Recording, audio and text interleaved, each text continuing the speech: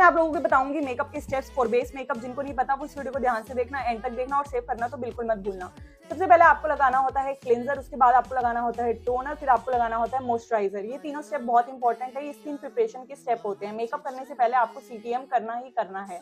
फिर आपको लगाना होता है प्राइमर, फिर आपको लगाना है colour corrector. Colour corrector different colours में आते हैं, like orange, green, yellow, lavender, peach. आपको नीड के अकॉर्डिंग सिलेक्ट करना है और एप्लीकेशन करनी है। फिर आपको लगाना होता है कंसीलर, फिर आपको लगाना होता है फाउंडेशन। फाउंडेशन के बाद आपको लगाना होता है कंटूर, ब्लशर और हाइलाइटर। ये आपको लगाने हैं लिक्विड वाले, मींस आपको लगाना है लिक्विड कंटूर, लिक्विड ब्लशर और लिक्विड हाइलाइटर। अगर आप ज्यादा देर के लिए मेकअप कर रहे हो, 10 से 12 घंटे के लिए मेकअप कर रहे हो, ब्राइडल मेकअप कर रहे हो, तो ये करना बहुत जरूरी है।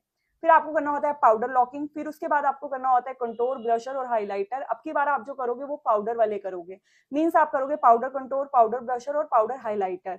अगर आप ज्यादा देर के लिए मेकअप कर रहे हो, जैसे कि मैंने बताया 10 से 12 घंटे के लिए ब्राइडल